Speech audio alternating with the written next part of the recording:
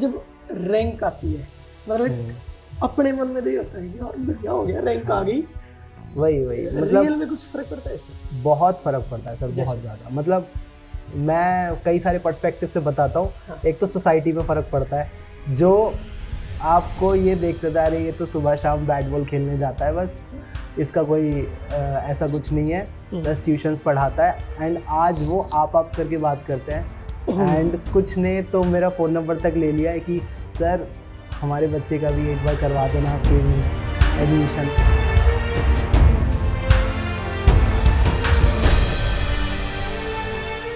Hello भाई, कैसे हो आप सभी? होपफुली बहुत बढ़िया हो गए और स्वागत है आप सबका एक नई वीडियो में, जिसमें हमारे साथ हैं गौरव, जिनका अभी अभी KVS में सिलेक्शन हुआ है विद रैंक 33। और कितने इनके मार्क्स थे, कहाँ इनकी पोस्टिंग है, क्योंकि मार्क्स और इनकी पोजीशन प्लस इनकी पोस्टिंग तीनों बहुत इंटरेस्टिंग है। तो आप एक जनरल डिस्कशन प्लस उन बच्चों के लिए स्पेशली जो अभी KVS में या DSSB के लिए प्रिपेयर करना स्टार्ट कर रहे हैं, उनके लिए एक बहुत होलसम डिस्कशन रहेगा। तो बताना आपको वीडियो कैसी लगेगी और कमेंट सेक्शन में आप अपने डाउट्स वगैरह पूछते रहना साथ साथ में। चलो, वेलकम भाई गौरव। Thank you sir. पहली बार मैंने देखा इतने सारे इंटरव्यू ले, पहली बार किसी से हाथ मिलाया ऐसे आते ही। Thank you sir.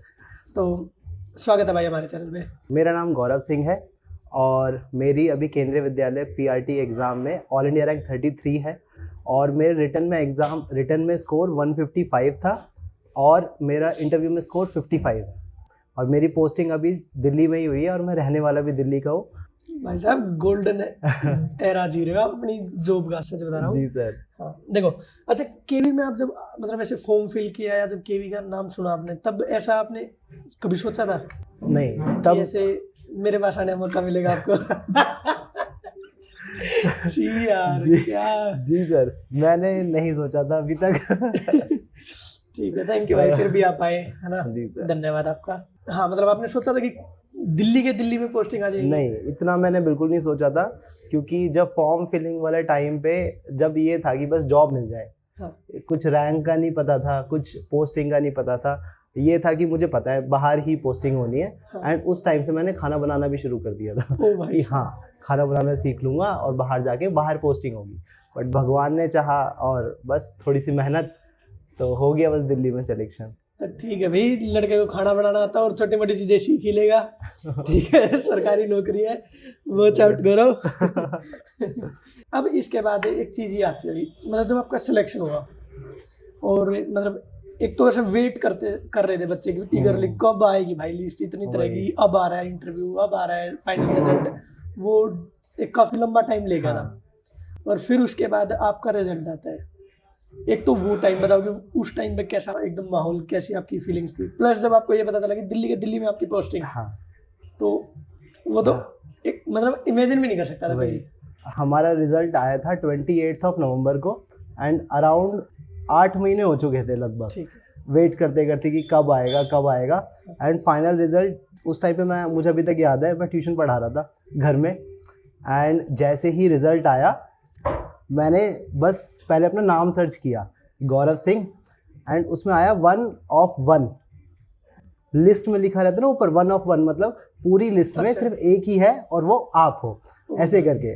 तो उसमें आगे रैंक थी ऑल इंडिया रैंक 33 एंड मुझे विश्वास ही नहीं हुआ कि मेरी तो रैंक नहीं होगी 33। फिर मैंने क्या किया, अपने एडमिट कार्ड से रोल नंबर निकाला और रोल नंबर निकाल के मैंने उसमें डाला और तब दोबारा सेम आया 1 of 1। तब मुझे विश्वास हुआ कि हाँ ये मेरा है। एंड जो बच्चे आए थे, मैंने ट्यूशन की छुट्टी की, मैंने कहा जाओ तुम घर पे। एंड बस मेरे को ऐसे लगा कि क्या हो गया कि मुझे जॉब मिल गई, ये वाला हिसाब था कि मुझे जॉब मिल गई। बट हाँ, अच्छा लगा, बहुत ज़्यादा खुशी हुई थी। और फिर मैंने शाम को मम्मी पापा को कॉल करके बताया। उस टाइम शादी वाला सीज़न था, मम्मी पापा गए हुए थे शादी में, तो मैंने कॉल करके बताया कि मम्मी ऐसे करके अब सिलेक्शन हो गया है। मम्मी बोली अच्छा क्या रैंक है? मैंने कहा 33। तो मम्मी मेरी उस तरह की है, 32 तो है ना, तो उससे आगे तब भी 1-2 तो होनी चाहिए थी तेरी रैंक। और फिर मम्मी ने कॉल करके बोला अच्छा पोस्टिंग कहाँ मिली है? मैंने कहा पोस्टिंग वाला तो अभी आया नहीं है। तो जब पोस्टिंग मिले ना तब मुझे कॉल करिए, क्योंकि मुझे पता है तेरा सिलेक्शन होना ही था। मेरे पास मेल आ गया था दिल्ली RO से अच्छा। मेल आया दिल्ली आरओ से एंड उस पर लिखा हुआ केंद्रीय विद्यालय sector 5 Dwarka first shift. And जैसे ही मैंने देखा एंड मेरी आंख से आंसू आने लगे कि दिल्ली मिल गया। मम्मी चाह नहीं रही थी क्योंकि बाहर जाए। एंड फिर मैंने मम्मी को बताया, मम्मी उस टाइम तक आ गई थी और मम्मी बहुत खुश हुई। मतलब मम्मी की आंख से आंसू आए, मम्मी ने गले लगाया एंड बस बहुत ज़्यादा अच्छी खुशी थी। तो मम्मी ने पूरे के पूरे अशोकनगर में बता दिया कॉल करके कि सिलेक्शन हो गया, दिल्ली में ही है लड़का। और हर बार सेम बात है कि सिलेक्शन हो गया है और दिल्ली में पोस्टिंग बस दिल्ली में। ये मेंशन करना जरूर था ना, क्योंकि भाई केवी में आना और एक सेंट्रल जॉब में, हाँ, होम स्टेट, होम टाउन और फिर आपके घर के पास तो वो तो बहुत ही माइंड ब्लोइंग था वो एक्सपीरियंस। मतलब मैं शायद शब्दों में बयां कर ही नहीं सकता। और पापा क्या रिएक्शन था? पापा का बहुत अच्छा रिएक्शन था। पापा ने गले लगाया, फिर पापा ने पूरे रिश्तेदारी में बताई सबसे पहले, क्योंकि मैं पूरे अपने खानदान का पहला गवर्नमेंट सर्वेंट, तो इसलिए। और पापा सब में बड़े बड़े हैं और मैं घर में भी सब में बड़ा हूँ, तो एक्चुअल में देखा जाए तो मैं आइडियोलॉजिकली आइडल बन गया सबका। तो बढ़िया भाई, आपने गजब वाला ही लेवल सेट कर दिया उनके लिए। हाँ, है ना? डेफिनेटली। चलो ठीक है, फिर ये आपका सीन हो गया कि भाई देखो अब ये जो खुशी हमें दिख रही है ना दोस्त, तो इसके पीछे की जो मेहनत है वो भी, मतलब ऐसा तो नहीं कि भाई एक ही दिन में स्टार्ट हो गई हो, छोटे छोटे पीसीज में इकट्ठी होती गई। फिर एक बार जब वैकेंसीज आई तब उसको सब पीसीज को रिकलेक्ट किया, फिर एकदम बूस्ट वाली तैयारी स्टार्ट हुई। तो वो पूरी एक बार स्टार्टिंग से स्टार्ट करते हैं। अच्छा, मैंने 2021 में अपना डीएलएड कंप्लीट किया हुआ था। ठीक है। मैंने 2021 में जब डीएलएड कंप्लीट किया था, जब मैं सेकेंड ईयर में था, तब मैंने प्रतीक शिवालिक सर का कोर्स ले लिया था सेकंड पार्ट का। सिर्फ सेकंड पार्ट का उनका कोर्स था तब, सीडीपी नाम से, कि चाइल्ड डेवलपमेंट। वो शायद 10,000 का कोर्स था उस टाइम पे एंड वो बहुत महंगा कोर्स था, बट मैंने ले लिया था कि मैं कर लूँगा तैयारी। तो अपने सेकेंड ईयर से ही धीरे धीरे वो कोर्स की तैयारी करता रहता था एंड वो कोर्स मेरे लिए बहुत फ्रूटफुल था। अगर कोई मुझसे पूछे ना सीडीपी का बेस्ट कोर्स, तो मैं सीधा बोलूँगा प्रतीक शिवालिक सर का वो बोर्ड वाली वीडियोज़, जो उनकी बोर्ड वाली वीडियोस थी जिसमें वो मार्कर से लिखते थे, तो वो वाली। एंड मैं तब से थोड़ी थोड़ी तैयारी कर रहा था, लेकिन वैसे नहीं थी कि मैं अच्छे से एक टारगेट करके कर रहा था। मैं सभी एग्ज़ाम्स के लिए, जैसे इंग्लिश है, इंग्लिश के लिए मैंने बेसिक्स तैयार कर लिए है। तो और जैसे ही नोटिफिकेशन आया, शायद 5 दिसंबर को आया था नोटिफिकेशन, 5 दिसंबर को, 6 दिसंबर को मुझे बुखार आ गया और वो इतना सीवियर था कि मैं बेड से उठ ही नहीं पाया। और वो मेरे को टाइफाइड हो गया था आई थिंक। और मैं सीधा उठा बेड से 7 जनवरी को, मेरा 1 महीना गया एंड मैं बिल्कुल ऐसे था कि अब तो 1 महीना गया एंड अब मैं तैयारी कर ही नहीं सकता। फिर तब मुझे तो वो भी तो उड़ने लग गया था कि बस कि अभी 1 महीने बाद पेपर अभी है, जब फरवरी में पेपर था। तो मेरे पास रफली 35 डेज थे, 30-35 डेज। तो मैंने छोड़ दी तैयारी कि मैं नहीं करूँगा और मैं शायद डीएसएसबी के लिए तैयार कर लूँगा। तब मम्मी ने बोला था कि तैयार कर ले, अगर तेरा सिलेक्शन हो जाएगा तो तू इंटरव्यू में ये स्टोरी बता सकता है एग्जैक्टली किसी को भी। एंड नहीं होगा तो हमारे पास खोने के लिए कुछ था ही नहीं मेरे पास, एटलीस्ट एक एक्सपीरियंस तो होगा। हाँ, तो मैंने बेसिक्स सभी तैयारी करना शुरू करा। उस टाइम पे मैंने अराउंड, मुझे अभी तक याद है, मैं जनवरी वाली ठंड में सुबह 4 बजे उठता था एंड मेरे एक दिन में शायद 10-10 घंटे, 11-11 घंटे, एक दिन तो मेरे शायद 13 घंटे भी मैंने पढ़ाई की थी। मैं मॉक टेस्ट पे बहुत ध्यान देता था। एंड फिर आया पेपर का टाइम। पेपर थे 21 से लेकर 28 फरवरी तक। मेरा पेपर आया 21 फरवरी को फर्स्ट शिफ्ट में। तो मैं था कि शायद भगवान परीक्षा ले ली, शायद भगवान चाह ही नहीं रहे। और उससे 4 दिन पहले मैं उज्जैन घूमकर आया था, महाकालेश्वर। ठीक है। तो मुझे तो लगा वो शायद प्रे थी और पेपर दिया, पेपर अच्छा गया। मैं स्कोर कर रहा था, शायद मुझे लग रहा था मेरे 130 के अराउंड आ जाएंगे। ठीक है। एंड फिर मेरे रिटर्न में जब आंसर की आई, मेरे रॉ स्कोर था 150। ठीक है। और मुझे लग रहा था शायद 1-2 नंबर नॉर्मलाइजेशन के बाद बढ़ जाएंगे। और जैसे नॉर्मलाइजेशन आया, आफ्टर नॉर्मलाइजेशन मेरी एग्जैक्ट नंबर थे 154.8892 एग्जैक्ट ये थे। तो मैं बहुत खुश हुआ कि ऑलमोस्ट 155 हो गए। अब मेरे पास बहुत अच्छा कुछ है। मेरे पूरे ग्रुप में मेरे हाईएस्ट थे, इवन मेरे कॉलेज में मेरे हाईएस्ट थे 150 रॉ स्कोर जो था, एंड नॉर्मलाइजेशन में भी मेरे हाईएस्ट थे। और जितने नॉन में था ना, मेरे सब में हाईएस्ट थे, सबके 145, 147, 135 की रेंज में रिवॉल्व हो रहे थे।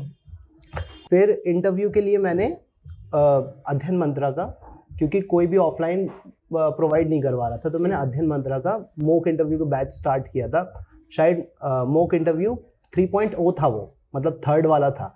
उन्होंने पहले फर्स्ट टाइम किया था, फिर सेकंड टाइम किया था, फिर थर्ड टाइम। मैंने थर्ड टाइम में किया था। एंड उस पर मैंने 3 मॉक इंटरव्यू दिए थे। 3 मॉक इंटरव्यू देने के बाद मुझे अपनी जो छोटी छोटी कमियां है ना, वो पता चल गई कि सर ने बोला था, मुझे अभी तक याद है, कि आपकी बड़ी लेजी पर्सनैलिटी है, आप नहीं ऐसे नहीं कर पाओगे। तो मैंने उस पर बड़ा काम किया। फिर सर ने बोला था कि आप थोड़ा धीरे बोलते हो, मैंने उस पर काम किया। और तो मैंने अभी 2 बार कह लेना, हाँ, भाई प्लीज। तो वही। और फिर तीसरे मॉक इंटरव्यू तक आते आते मैं काफ़ी फिनिश हो गया, बिल्कुल जैसे कहते हैं बिल्कुल फर्निश हो गया। हाँ बिल्कुल, अच्छा कि हाँ मुझे जाना है, नॉर्मल कॉन्वर्सेशन करके आना है। फिर इंटरव्यू आया एंड इंटरव्यू में मेरे पैनल में मेरा फर्स्ट था इंटरव्यू पूरे दिन का। अच्छा। एंड वो इंटरव्यू मेरा बहुत अच्छा गया। अब तैयारी एक बच्चा जो मतलब ऐसे आगे वो कर रहा है, ध्यान रख रहा है केवी को, डीएसएसबी को, या फिर जिसको जो चाहते, क्योंकि आप भी अब आगे मैं आशा करता हूँ कि आप ये डीएसएसबी करोगे, ट्राई करूंगा। हाँ, मतलब बच्चों को सुझाव दोगे कि भी देखो इन चीज़ों का ध्यान रखना, तो सच में बहुत शानदार तैयारी हो जाएगी आपकी। अच्छा, मैं रिटर्न के एग्ज़ाम के लिए बताता हूँ। पहले रिटर्न के एग्ज़ाम के लिए सबसे बेस्ट होता है कि अपना जो भी आपका सिलेबस है उसको हाथ में निकाल लो। बिल्कुल हार्ड कॉपी में आपके पास होना ही चाहिए। और हमारे पास एक पॉजिटिव पॉइंट भी तो है ना, कि केवीएस में वो point to point as it is सब कुछ दे देते हैं कि भी इसमें से इतने मार्क्स का आएगा बस। हाँ, ये केवी की बहुत अच्छी बात है कि वो पॉइंट टू पॉइंट जो आपका लिखा हुआ है वो आएगा ही आएगा। डीएसएसबी में ऐसा नहीं होता, लेकिन केवी में होता है। एंड मैंने क्या किया था, हार्ड कॉपी में अपना सिलेबस निकाला एंड एक एक पॉइंट को मैं हाईलाइट करता रहा, उसको तैयार करता रहा। जैसे फॉर एग्जांपल आपको इंग्लिश करनी है, इंग्लिश में एक टॉपिक लिखा हुआ है एडजेक्टिव। सबसे बेस्ट वे है, अगर आपके पास कोई बुक है तो आप बुक से करो। जैसे नीतू सिंह मैम की बुक बहुत अच्छी है, एडजेक्टिव आप उससे कर सकते हो, बिल्कुल फर्स्ट क्लास बुक है।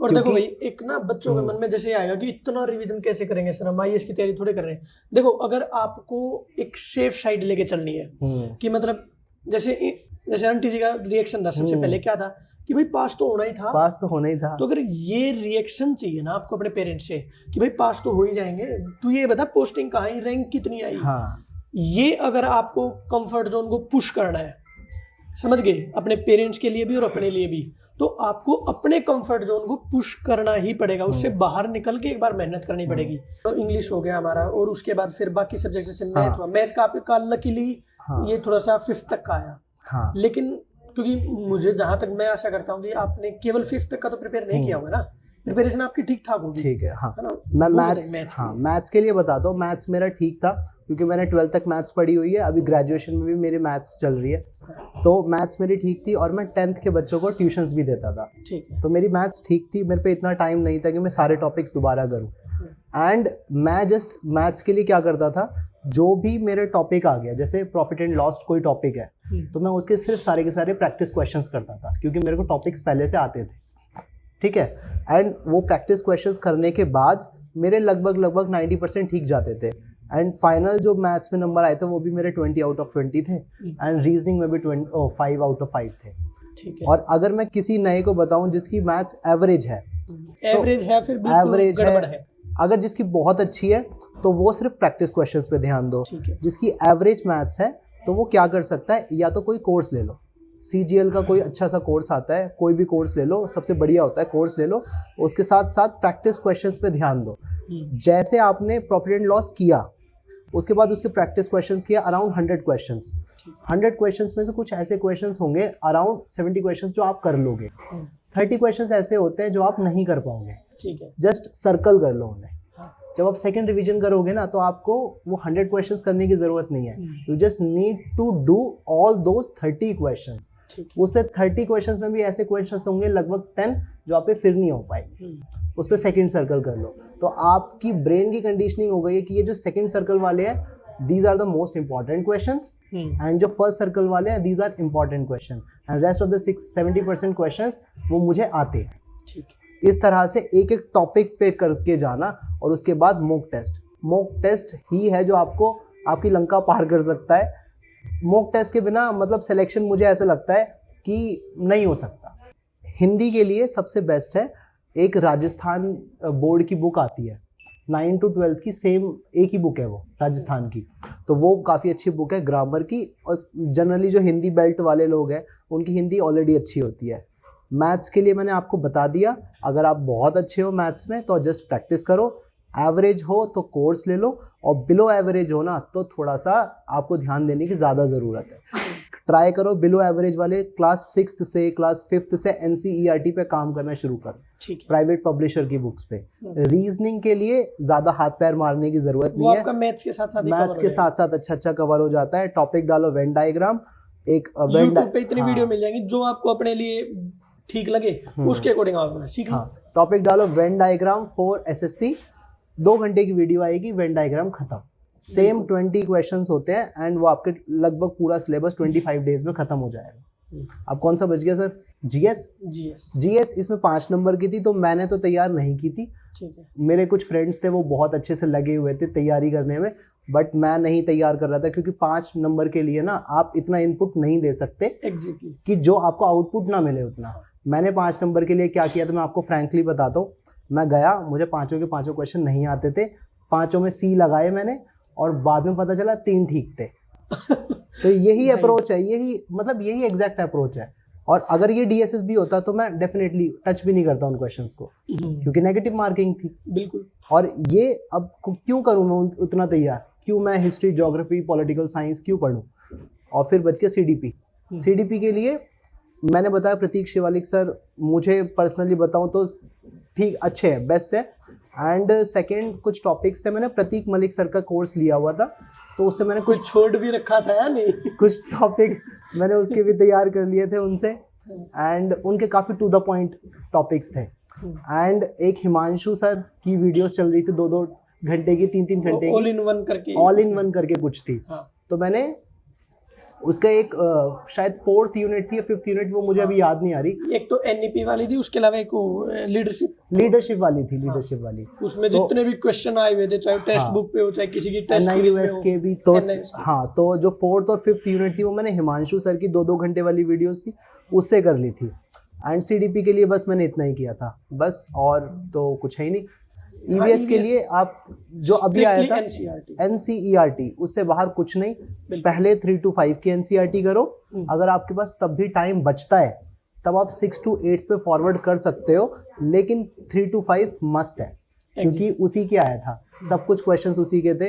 एंड 6 to 8 के बाद में करना, पहले आप 3 to 5 अभी तो हमारे पास टाइम है, तो अगर बच्चे कर रहे हैं तो एटलीस्ट 8 तक का तो कर ही लो, एटलीस्ट 8 तक का कर लो आप, क्योंकि यही चीजें फिर बाद में ऐसा ना होगी जब एग्जाम आए या फिर किसी और एग्जाम की आप तैयारी कर रहे हो वहां पे EVS के नाम पे फिर 8 तक का पूछ लें, है ना। तो बस इसमें यही था सब कुछ रिटन एग्जाम में। एंड वन मोर थिंग, आप मॉक टेस्ट पे ज्यादा ध्यान दो। अब कुछ ऐसे क्वेश्चन है सर मेरे, जैसे एक तो पहला तो है कि जब रैंक आती है, मतलब अपने मन में तो ये होता है कि यार बढ़िया हो गया, रैंक आ गई, वही मतलब रियल में कुछ फर्क पड़ता है इसका? बहुत फर्क पड़ता है सर, बहुत ज्यादा। मतलब मैं कई सारे पर्सपेक्टिव से बताता हूँ। हाँ। एक तो सोसाइटी में फर्क पड़ता है, जो आपको ये देखते था अरे ये तो सुबह शाम बैट बॉल खेलने जाता है, बस इसका कोई ऐसा कुछ नहीं है, जस्ट ट्यूशंस पढ़ाता है। एंड आज वो आप करके बात करते हैं। एंड कुछ ने तो मेरा फ़ोन नंबर तक ले लिया है कि सर हमारे बच्चे का भी एक बार करवा देना आप KV में एडमिशन। एंड जब मैं बताता हूँ ना कि I got all India rank 33, तब उन्हें पता चलता है कि कितना हार्डवर्क किया था, एंड उनकी नज़र में बहुत रिस्पेक्ट आ जाती है। इवन जो कुलीग्स हैं ना जो मेरे साथ के अभी, उनको भी जब बाद में पता चला डॉक्यूमेंट्स के थ्रू कि मेरी रैंक 33 थी, तो वो अब वही कहता है सर 33 रैंक वालों से करवाओ ना काम, हमसे क्यों करवाते हो, 33 रैंक वालों से करवाओ। तो कोई नहीं, अभी इंटरव्यू के बाद पता चल जाएगा। बस चलो बढ़िया है सर, देखो आपकी मेहनत फाइनली वर्थ इट हुई। चलो ठीक है भाई, बहुत बढ़िया लगा गौरव आपसे मिलके। Thank you so much sir. गजब। कोई हमारे लिए इंटरव्यू में वो हुई हो भूल चूक तो बता देना, कुछ और बच गया हो बताना तो भी बता देना। जी सर। ठीक है, अभी तो भी आप लोग भी जल्दी से अब 50,000 सब्सक्राइबर के पास पहुंचा दो हमें। ऐसे ऐसे भयंकर धमाकेदार इंटरव्यू फिर आते ही रहेंगे, कुछ एक्सपोजिंग वाली चीज़ भी आया करेंगे फिर, ठीक है। चलो, तो ऑल द बेस्ट भाई, आप सभी को भी बढ़िया तैयारी करते रहो और जल्दी से फिर आप एज ए गेस्ट आना हमारे साथ सिलेक्शन के बाद। हाँ नहीं, पहले भी आ सकते हो, अगर आपके पास तैयारी की बढ़िया स्टोरी है तो आप पहले भी आ जाओ, चाहे कोई दिक्कत नहीं भाई, हमारा प्लेटफॉर्म खुला है सबके लिए, ठीक है ना। तो आप अपनी चीज़ें शेयर करने के लिए तैयार हो बस। तो ऑल द बेस्ट, बहुत बहुत शुभकामनाएं आप सबको भी। वीडियो को लाइक कर दीजिए, चैनल को सब्सक्राइब कर दीजिए और अपने दोस्तों के साथ शेयर कर दीजिए। जल्दी से 50,000 पहुंचाओ और फिर उसके बाद मिलते हैं। तो अपना व्यक्तित्व, अपना चरित्र ऐसा बनाइए कि महिलाएं, बड़े बूढ़े और छोटे आपके साथ खुश और सुरक्षित महसूस करें। जय श्री राम।